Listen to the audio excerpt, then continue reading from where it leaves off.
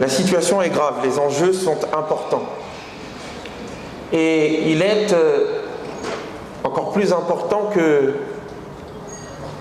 des personnes, hommes et femmes, se lèvent, prennent la parole, portent le verbe, réfléchissent avec profondeur pour aider notre pays, pour aider notre continent, pour aider notre humanité à se sortir des impasses dans lesquelles certains veulent l'enfermer.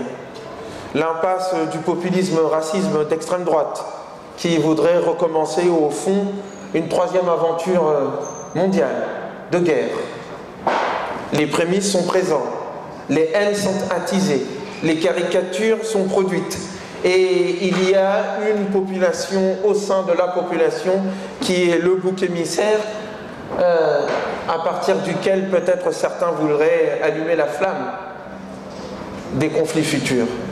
Il y a une crise économique qui jette à terre des dizaines, des centaines de millions de personnes à travers le monde, sur le bas-côté, dans la pauvreté, dans la misère, dans l'exploitation.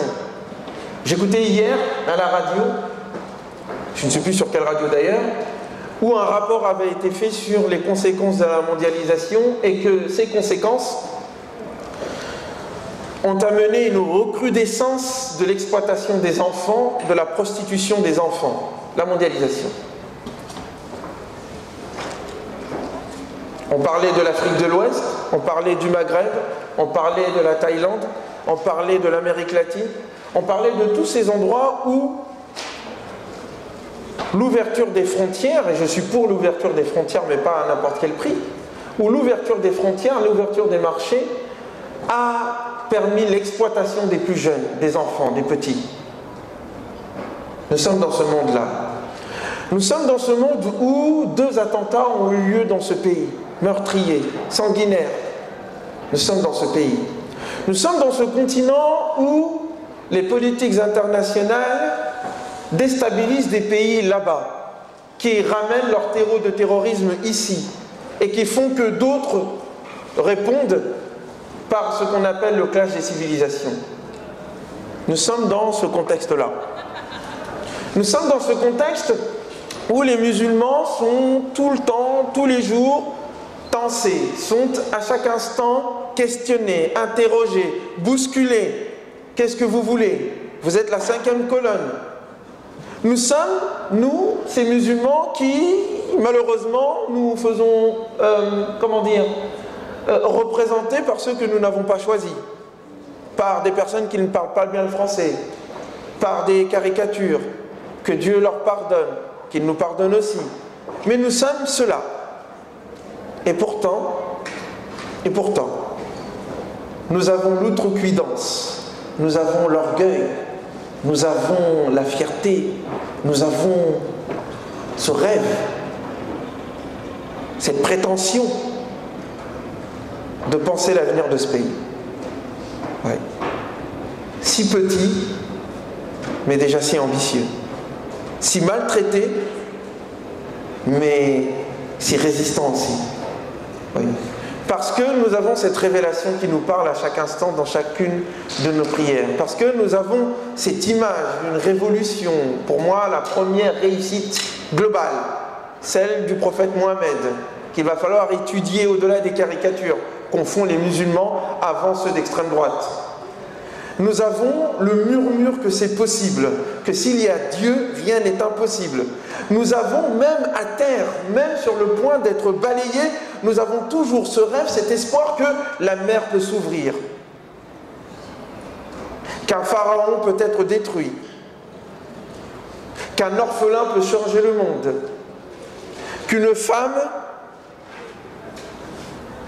éloignée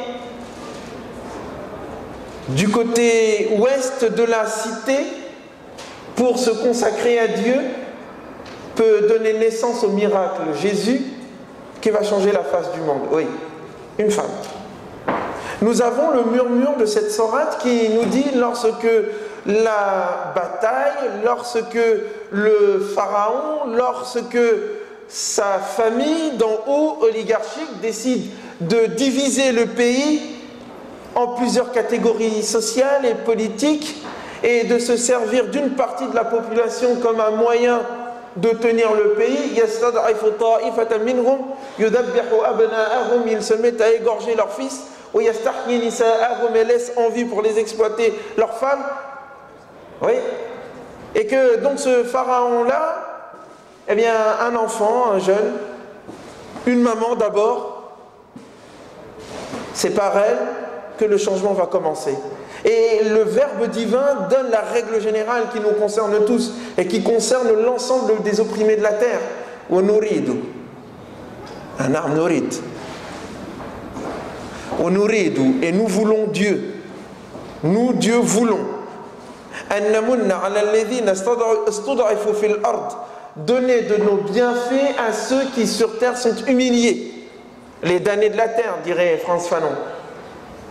Nouridu an namunna ala alladhina istud'ifu fil ard wa naj'alahum a'immatan, et faire d'eux les héritiers, et faire d'eux les leaders. Ils sont tout petits, ils sont égorgés, leurs femmes sont exploitées, ce sont des esclaves, ce sont des moins que rien. Ce sont des immigrés, des gens de quartier populaire. C'est nous, quoi. Allah veut de tout temps faire en sorte que ceux qui sont tout le temps maltraités sur terre deviennent les héritiers demain. L'avenir est là. C'est le projet divin, c'est comme ça. Dieu est toujours du côté des plus faibles. Dieu est toujours du côté de ceux sur qui l'espoir ne mise rien, si ce n'est la foi. C'est cette prétention que nous avons. Elle est bien placée. Elle est placée en l'avenir. Nous sommes l'avenir.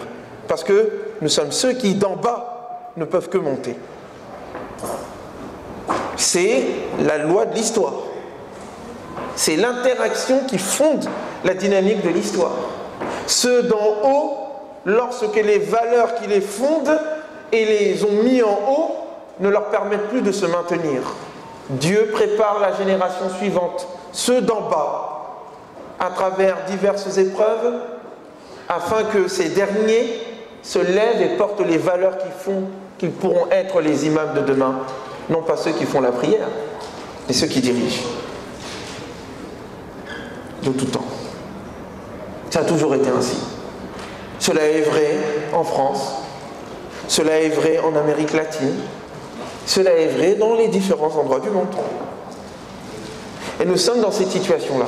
Nous sommes dans la situation de la nécessité de changer de système, de la nécessité de changer de paradigme, de la nécessité non pas d'imiter les anciens, de la nécessité non pas d'imiter les modernes, mais de dépasser les anciens et les modernes. En arme. Nous avons cette prétention. Ce n'est pas de la vantardise, c'est de l'ambition. Et pour ne pas faire un mauvais jeu de mots, il n'y a que les ambitieux qui touchent les cieux. Nous sommes donc dans cette situation. Il faut donc penser l'avenir. Mais lequel? Et comment? Comment peut-on donner un avenir à ce continent qui voudrait s'enfermer dans un passé sanglant? Comment donner de l'avenir à cette communauté qui a le génie de s'empêtrer dans des détails qui n'ont d'importance que pour ceux qui veulent nous maintenir dans le troupeau? Comment permettre à ce qu'une présence d'hommes de foi, de femmes de foi, soit une lumière pour l'ensemble des catégories sociales faibles de ce pays? Comment catalyser et donner naissance à cet avenir que tous les gens de Nuit debout attendent avec tant d'impatience? Nous sommes dans cette situation-là où tout le monde, tous les penseurs disent: il nous faut un nouveau système, il nous faut penser l'avenir. Nous n'avons plus les moyens de l'avenir, nous n'avons plus l'espérance. Les idéologies se sont écroulées, les religions sont empêtrées. Nous avons besoin d'un renouveau, mais nous ne savons pas comment faire ce renouveau, puisque nous n'avons même plus foi en demain. Ne pas avoir foi en Dieu, c'est ne pas avoir foi en l'avenir. Et ne pas avoir foi en l'avenir, quand bien même nous prions, c'est au fond ne pas avoir la foi en Dieu. Donc vous voyez, c'est notre place.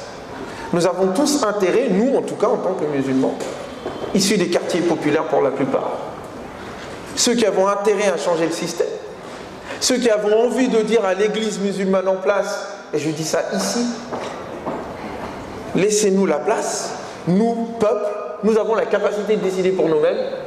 Nous n'avons pas besoin d'imams qui nous fassent des fatwas pour savoir comment monter son djinn et comment porter sa ceinture. Et s'il faut porter son voile à droite ou à gauche, ou est-ce qu'il faut le descendre au bas des reins ou au-dessus? Nous n'avons pas besoin de mouftis qui nous parlent de ces détails-là.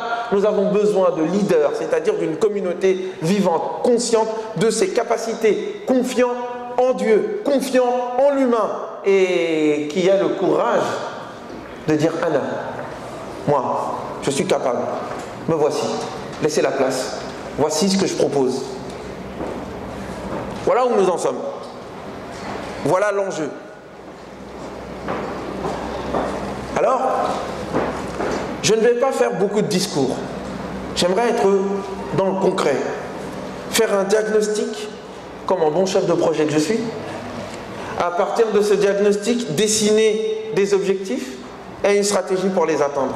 Pour qu'ensuite nous puissions en discuter. Le frère Meïn, maintenant vous le connaissez, m'indiquera 10 minutes avant pour que je puisse condenser mon propos et qu'ensuite on puisse lancer ensemble le débat et la discussion. Quel est le diagnostic? Je l'ai un peu dessiné, mais je vais être plus profond. Du côté musulman et ensuite du côté européen. Si nous regardons la pensée musulmane, et je ne dis pas l'activité et l'activisme musulman, il y a beaucoup d'activités là dans cette communauté, ça se voit dans ces rencontres qui se font depuis 33 ans. Il y a beaucoup d'activités, beaucoup d'activisme, mais il faut questionner la pensée et la réflexion. Et si nous faisons un diagnostic synthétique de la pensée des musulmans, la production musulmane, ce que font les intellectuels musulmans, ce que font les leaders musulmans, nous pouvons dire sans nous tromper, mais on en discutera, peut-être que vous ne serez pas d'accord avec mon diagnostic, que la tendance générale de la pensée musulmane dans le monde entier et en Europe, c'est une pensée qui vit et sur la défensive, d'abord et avant tout, et donc sur l'imitation. Je m'explique. Quand nous entendons le débat des musulmans aujourd'hui, ce que nous proposons à la France, ce que nous proposons à l'Europe et au monde, au fond, c'est quoi? Ce sont les polémiques qu'on nous impose. C'est pour ça que nous sommes sur la défensive. Nous restons complètement accaparés, tout notre esprit est accaparé, toute notre énergie est dirigée vers les questions de la viande halal, les questions du foulard et les questions du cimetière.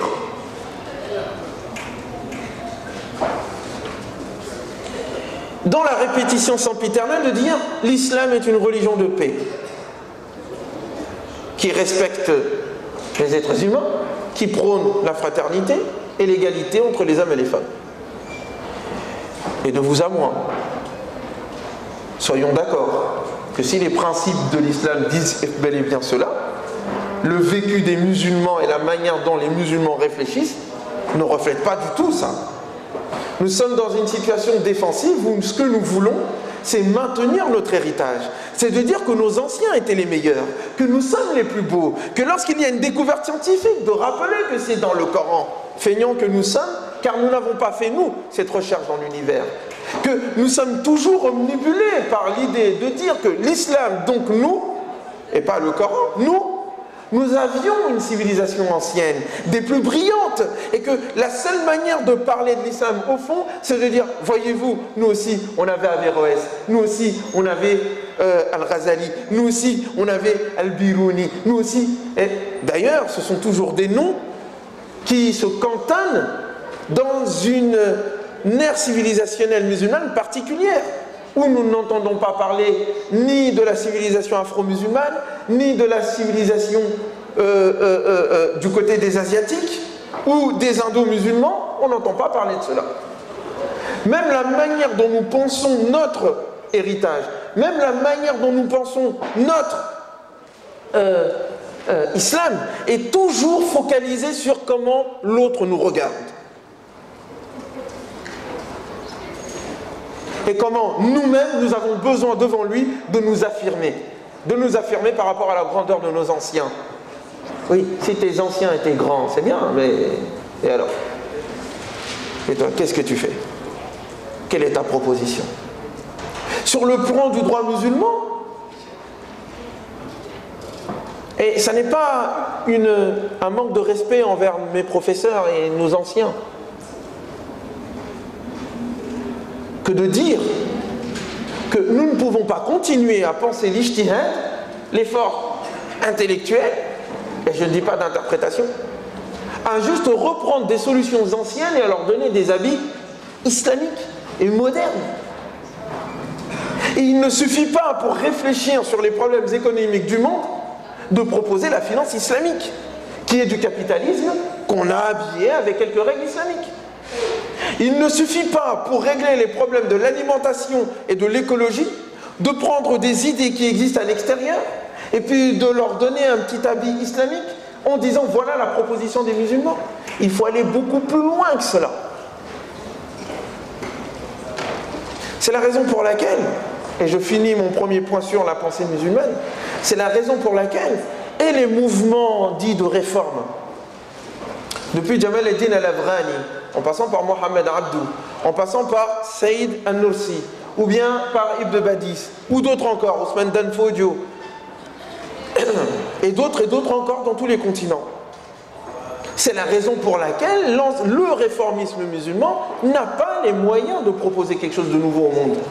Parce que la seule chose que nous nous sommes donné comme moyen, c'est de dire l'islam est déjà prêt, les anciens l'ont bien compris, il nous suffit juste de prendre ce que les anciens ont dit, de leur donner un petit habit occidental pour être moderne et cela suffit. 200 ans de stratégie qui nous ont menés à Daesh. 200 ans d'action, d'activisme.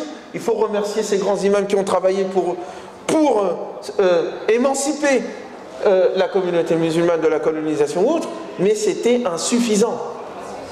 Ça a d'abord été une réaction contre la colonisation, une tentative de répondre par l'imitation en affirmant qu'on est les meilleurs, sans se donner les moyens de penser de manière profonde. Mais parlons maintenant aussi du côté musulman, mais en France. C'est après, avec cette vision-là, d'imitation, d'être dans la défensive, d'être dans la réaction, d'être dans l'idée de dire que nos anciens sont les meilleurs, c'est ce qui fait qu'aujourd'hui, nous sommes cantonnés toujours dans la polémique, dans l'obligation de se positionner toujours par rapport à l'autre, soit en réaction, soit en assimilation, mais jamais en proposition. Quelle est la proposition des musulmans sur le problème de démocratie, sur le problème de corruption? Quelle est la proposition des musulmans sur la question du social?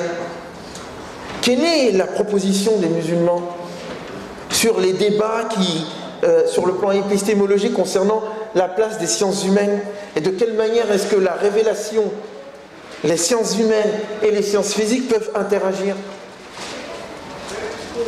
C'est le cœur du débat, c'est là où les choses se passent.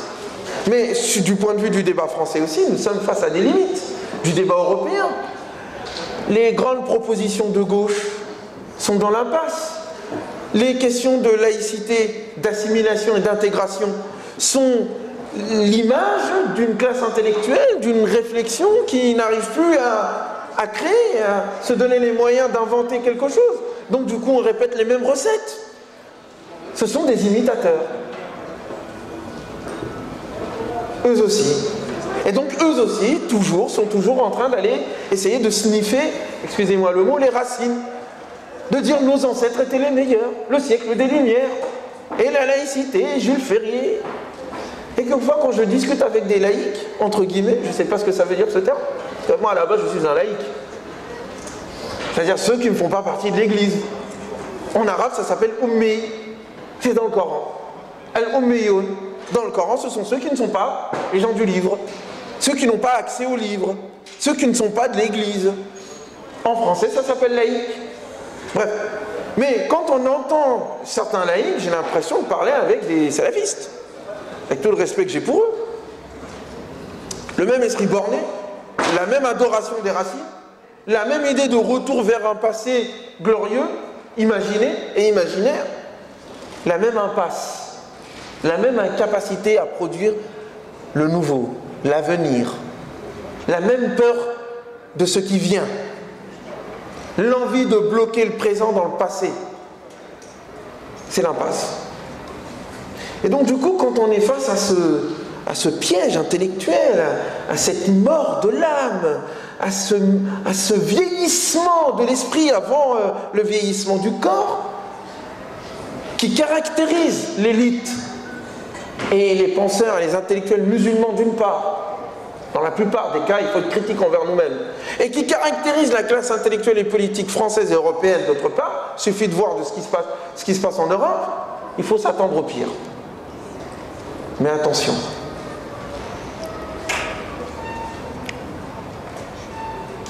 C'est lorsque la nuit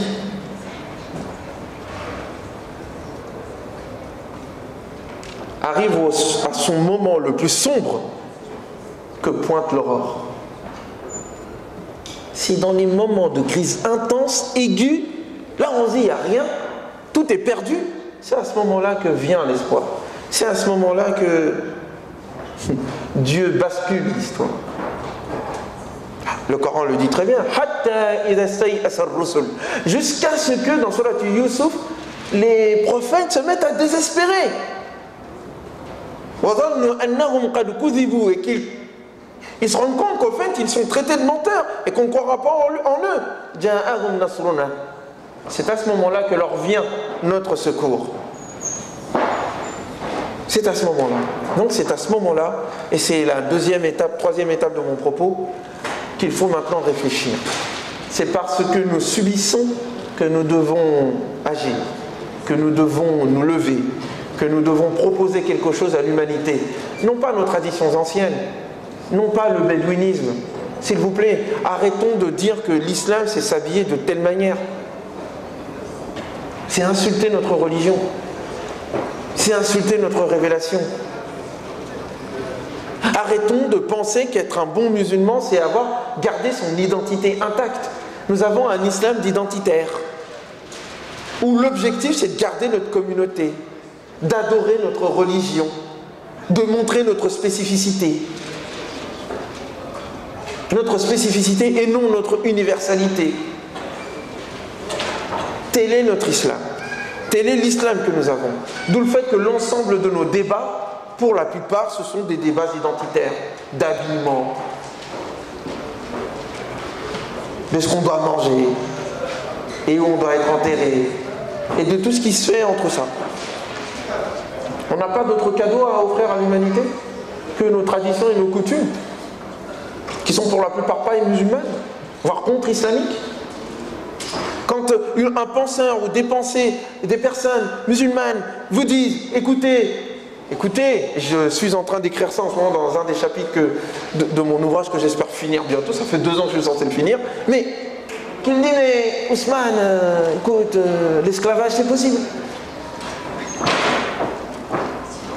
C'est possible. Ah bon? C'est possible. C'est possible. Donc de toi à moi, c'est qui l'esclave? Faut que tu me le dises. L'esclave, c'est possible. C'est de moi l'esclave ou c'est toi? Faut qu'on choisisse. On va pouffer. Mais comment de telles inepties, et ils sont présents dans la pensée musulmane? Elles sont présentes. Comment de telles inepties peuvent continuer à être enseignées? Comment de telles inepties peuvent perdurer? Tout simplement parce que nous avons décidé de débrancher nos cerveaux. Que nous avons décidé de mettre de côté le Coran. Le Coran, on le lit, mais pour chanter et pour se protéger contre les djinns. Pas pour réfléchir et donner l'avenir. L'ensemble des inepties qui pullulent la pensée musulmane sont issues du mélange que nous avons fait dans les siècles précédents entre les anciennes coutumes, les anciennes philosophies, nos coutumes ancestrales, et on l'a habillé avec quelques versets du Coran qu'on a interprétés à notre sauce. D'où le fait, en termes d'objectifs, pour dépasser cette situation que je dessine, non pas de réformer la pensée musulmane, c'est plus grave que ça, La situation est plus grave que ça. La situation et sa solution ne devra être, ne peut être que mondiale, universelle. Ou elle ne le sera pas. Les prochains qui demain arriveront à remplacer l'oligarchie présente, moribonde, qui nous impose un certain nombre de politiques au niveau mondial, qui font qu'il y a plus de 100 000 personnes qui meurent de faim tous les jours. Pas parce qu'il n'y a pas d'argent, pas parce qu'il n'y a pas de denrées, pas parce qu'il n'y a pas de moyens pour faire vivre tout le monde, mais parce qu'on veut remplir ses poches et on considère les autres comme des moins que rien. Voilà ce qui commande la pensée humaine aujourd'hui. Répondre à ce défi, c'est se donner les moyens de penser l'universel et le monde. Pas seulement ta petite région, pas seulement ton quartier, pas seulement ta petite communauté musulmane. Penser le monde. Et donc il faut à peu près 6 étapes et objectifs que nous, musulmans, ceux qui portent la foi, nous devons de proposer au monde et de réfléchir dessus pour les 10-20 années à venir. Et là, je ne suis pas en train de faire un programme politique pour l'élection de l'année prochaine. On parle d'une génération, là. Et la grandeur, c'est de penser loin, pas de penser à court terme. Si vous êtes fidèle à ce propos, vous vous rendez compte que beaucoup de personnes qui nous dirigent ne sont pas très grands. Mais c'est de notre faute. Parce que nous sommes encore plus petits qu'eux. Donc, 6 champs de réflexion. La première, il nous faut nous donner les moyens, les méthodes, l'envie, le besoin, l'objectif de lire la réalité à travers la révélation et la création au-delà des idéologies, au-delà des doctrines, au-delà des religions, dans le sens où j'estime que l'islam n'est pas une religion, que le Coran n'est pas venu inventer une nouvelle religion. Bien au contraire, il est venu dire aux autres religions, chrétiennes et juives, entre autres, que vous vous êtes détournés de la voie. Que l'islam, c'est la religion, je dis religion parce que je parle français, mais il faudrait dire din, que c'est le din qui s'inscrit dans le cœur de chaque être humain en tant qu'humain. Et qui est le but et le cœur de toutes les religions révélées à travers l'histoire. Et que le Coran est venu parachever dans sa forme universelle et cosmique. Et que nous, malheureusement, nous avons transformé en musulmanisme. Qui fait que nous lisons le Coran, nous lisons la création à travers le regard et le prisme des anciens et leurs idéologies. D'où le fait qu'aujourd'hui, les musulmans, dans leur pensée, ne pensent que contre les autres. Contre le chiite, contre le sunnite, contre le wahhabite, contre le frérisme, frères musulmans, contre les soufis. Nous n'avons pas une vision pour Dieu, nous avons une vision contre les autres. Nous haïssons plus l'autre que nous n'aimons Dieu. Et alors le Coran le dit Mohammed, Inna alladhina farraqu dinahum, ceux qui ont divisé leur din, leur culte, qui en ont fait un sujet de division, chiite, sunnite, wahhabite et je ne sais quelle autre distorsion sectaire. Lesta minhum fi shay'in, tu n'as rien à voir avec eux. Hadha thaqil, c'est très lourd pour nous les musulmans, on a du mal à entendre ça. Parce qu'on a grandi dans nos petits groupes. Et chacun prend son groupe comme étant le groupe seul qui ira au paradis. Il y en a même un qui a dit, il n'y a qu'une seule personne qui rentrera au paradis. 2, mon cher qui se trouve en Afghanistan et moi. Les autres vont aller en enfer. Tu iras peut-être le premier. Que Dieu nous protège. Donc, il faut se donner les moyens de lire directement le Coran, sans intermédiaire. Et ça, il y a une résistance de la part des musulmans et de l'église musulmane. Il y a une résistance. On ne veut pas que les gens lisent le Coran. Alors on parle, il faut interpréter, il faut ceci, tout le monde n'est pas capable. Il ne s'agit pas... Enfin, tout le monde n'est pas avec la capacité de conduire une voiture. Pourtant, on apprend à conduire une voiture. Je ne vois pas pourquoi on ne donnerait pas les moyens aux gens de lire le Coran et de nous entraider mutuellement à méditer.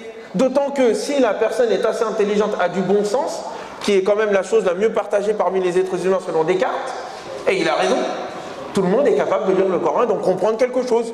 En tout cas, ça doit être l'objet de notre réflexion directe, qui nous pousse à ne pas imiter et à être créatif. Il en va de même pour la création. Ne pas lire la création à l'aune des idéologies, marxistes,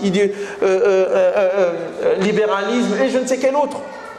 nous avons sur nos yeux des voiles idéologiques qui nous empêchent de voir la réalité, en tout cas d'interagir directement avec elle. Il faut dégommer, excusez-moi le mot, mais c'est ce qu'il faut faire, au bazooka.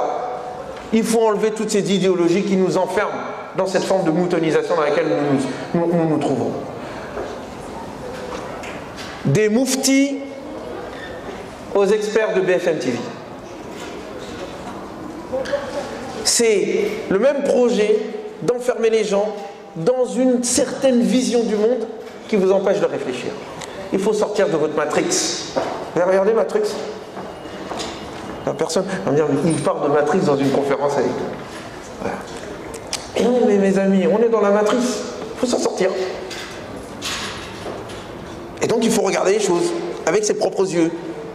Ça, c'est le premier point. Le deuxième point, il faut donner aux damnés de la terre, aux mustad'afoun, dirait le Coran. Pas que les musulmans. De la terre entière. Il faut donner aux mustad'afoun et à la jeunesse du monde les moyens de sa révolution. Ça, c'est notre rôle. Aujourd'hui, nous avons besoin d'une révolution. Non. Alors nous, quand on entend révolution, on voit déjà les guillotines. Je vous ai parlé de la révolution de Mohamed. Alayhi salatu wassalam. C'est une révolution. Qu'est-ce qu'une révolution? C'est lorsqu'un groupe s'élève, qui est en bas, s'élève contre un groupe qui est en haut, et qu'il propose une nouvelle vision du monde qui change complètement l'ordre des choses. Ouais.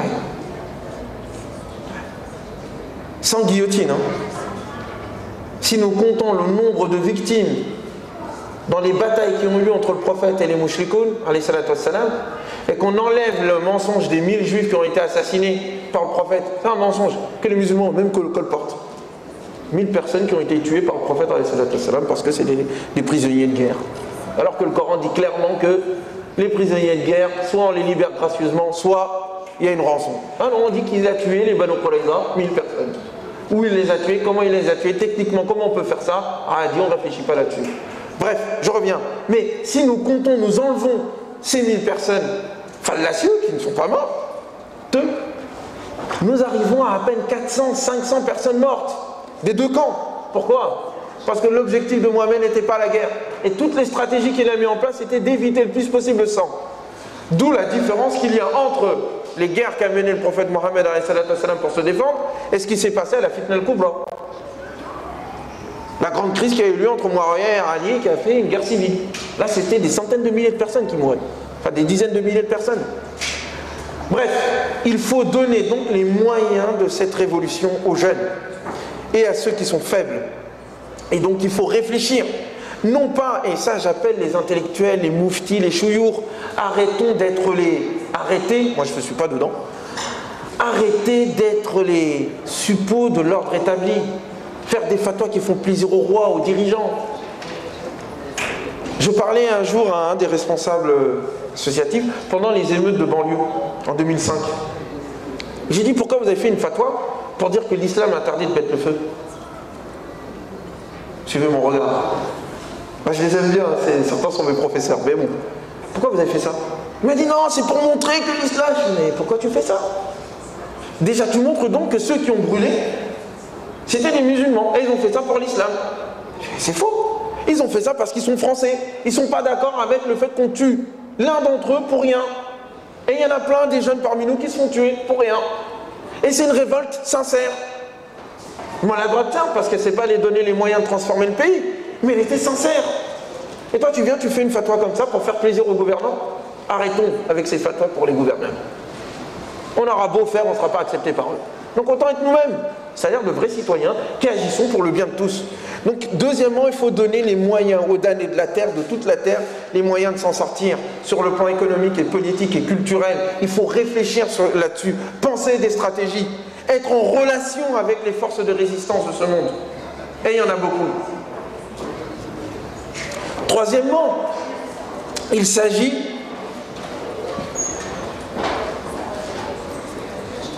de réfléchir sur les moyens de solidité individuelle et de solidarité collective.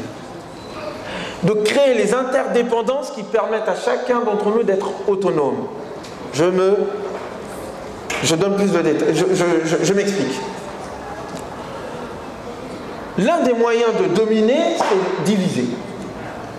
Et le meilleur moyen pour diviser, il faut affaiblir, rendre pauvre, rendre dépendant de son salaire, dépendant des prêts qu'on a fait à la banque, enfin qu'on a pris à la banque, être dépendant du gourou, du chouyour, de je ne sais qui, d'être dépendant de quelqu'un qui vous maîtrise.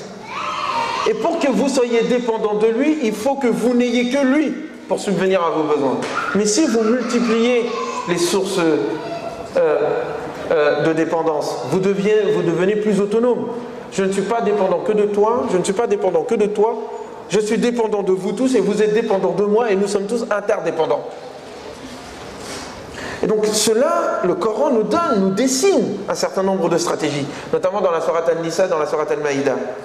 Je sais qu'un jour, faites des doigts pour moi, il faut qu'un jour nous fassions une méditation, et non pas du tafsir, pas d'interprétation, mais une méditation profonde du Coran. Je vous le jure, on peut trouver des solutions dans ce livre qui peuvent sauver l'humanité.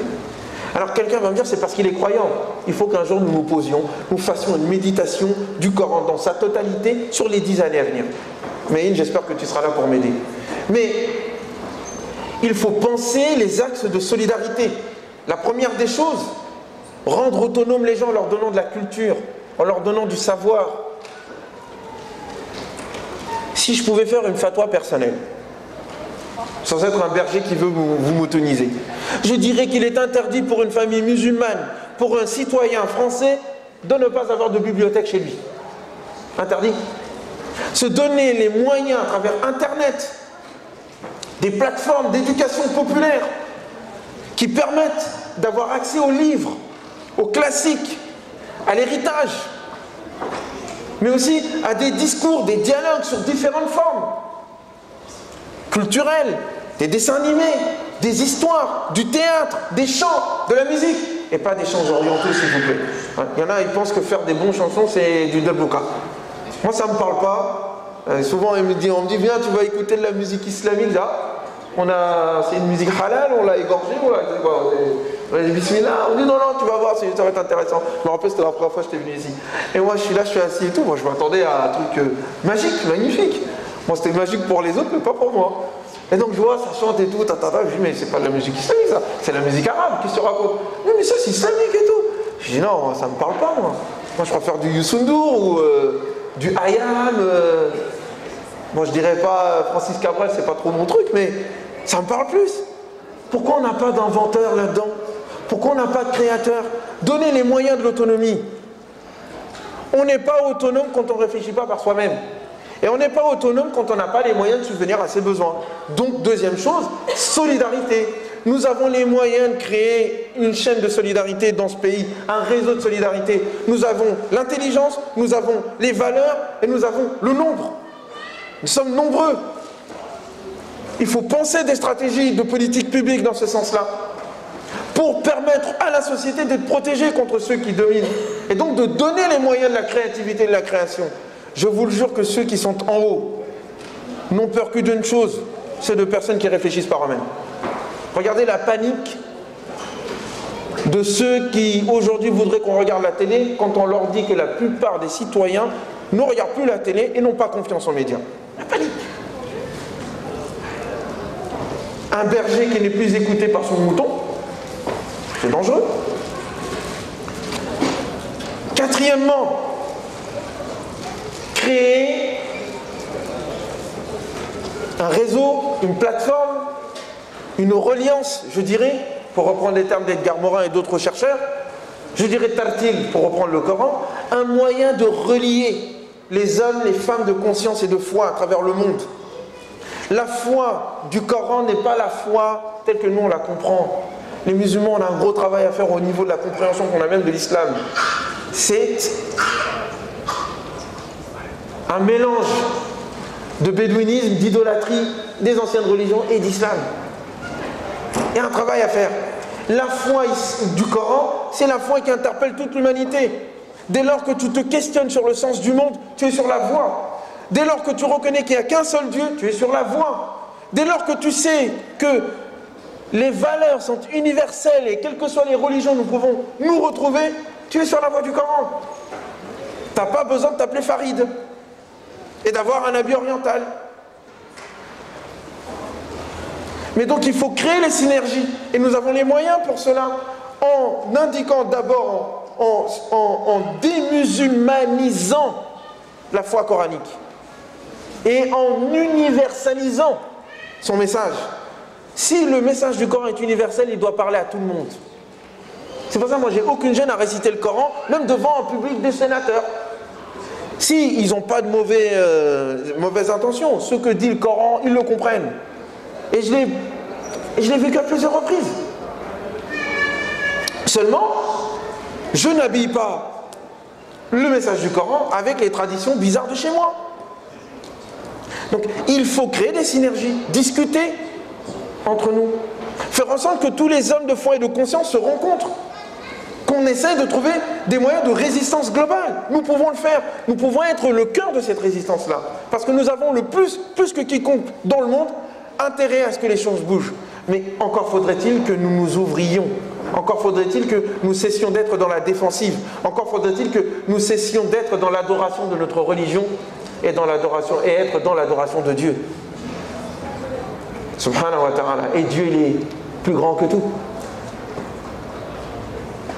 Et il est le Dieu de tout le monde. Cinquièmement, c'est le plus important. Pas le plus important, mais le plus difficile. Il faut que nous réfléchissions concrètement à créer une plateforme de coordination des forces de la communauté musulmane. Le désordre social dans lequel on est, nous musulmans, est inadmissible. Et il y a une volonté politique et cléricale de nous maintenir dans ce sens-là. Ce n'est pas normal que des personnes qui professent la même religion, le même Dieu, qui croient au même prophète, qui ont le même livre, s'entre-déchirent et veulent s'égorger. L'histoire entre les chiites et les sunnites, c'est une bêtise.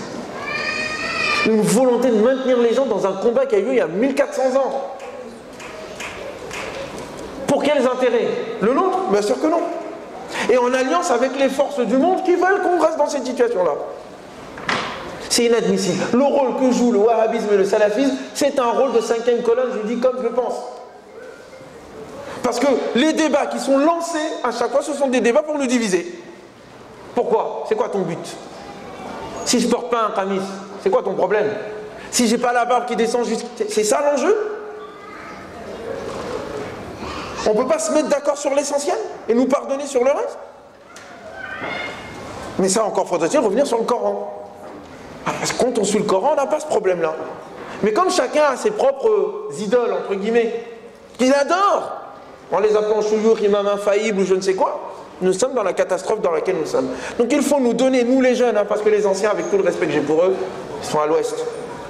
C'est à nous qui travaillons dans les associations, nous qui savons mener des politiques publiques, nous qui savons organiser cette organisation. C'est des jeunes qui l'ont fait, j'en suis sûr.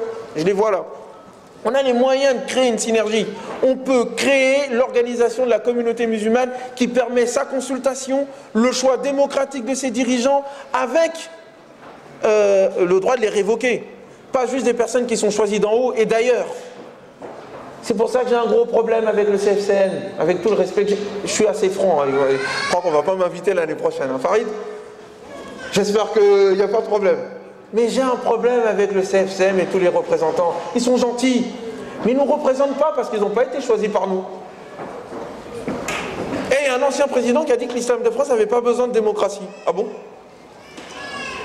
Est-ce que nous avons les moyens de nous organiser? Mais bien sûr que si.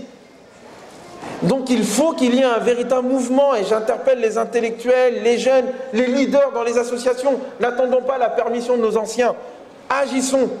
Qu'il y ait un véritable mouvement. Prenons exemple sur Nuit debout. N'attendons pas. Nous avons les capacités de créer une plateforme de concertation avec pour condition le respect de la foi de tout un chacun. T'es sunni, t'es chiite, t'es salafiste. Ma'alèche, l'essentiel c'est qu'on rentre au paradis.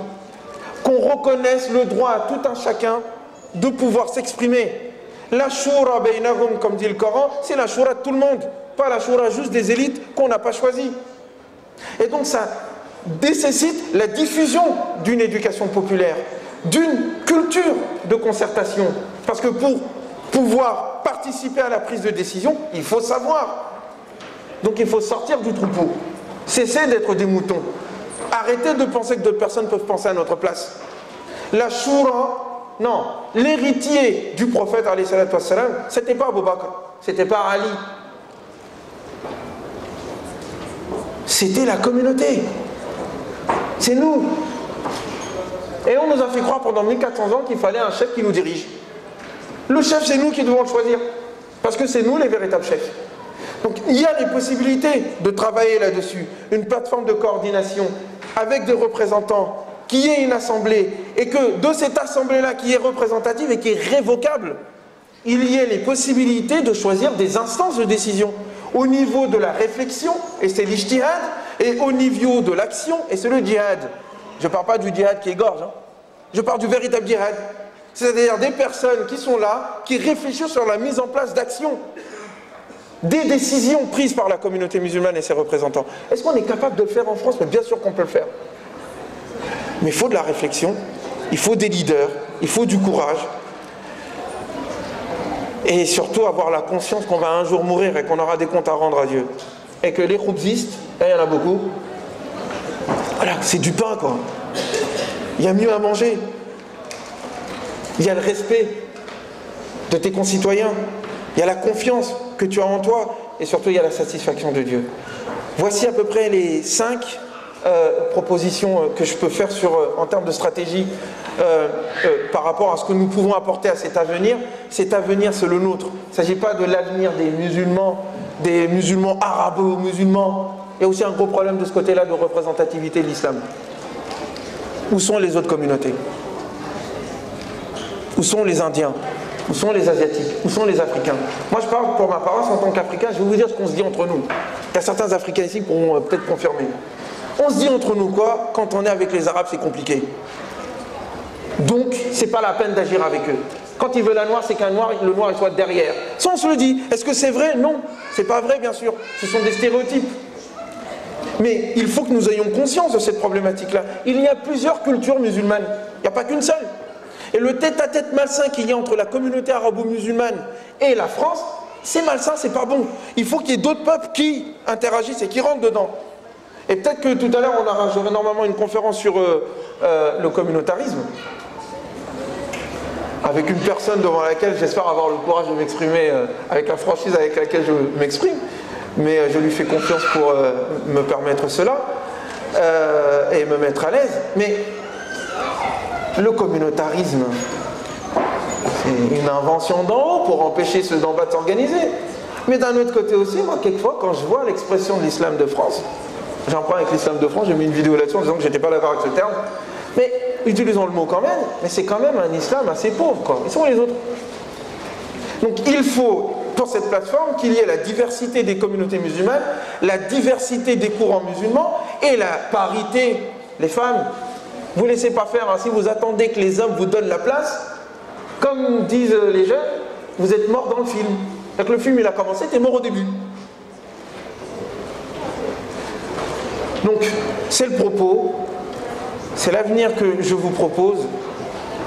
Ça nécessite de la réflexion, de la confiance en soi, une lecture directe du Coran, une lecture directe de la création, un enrichissement des cultures qui sont les nôtres, avec les cultures qui sont les nôtres, profiter des expériences qui existent, tisser des liens et des relations avec les autres êtres humains qui partagent la plupart des valeurs qui sont les nôtres.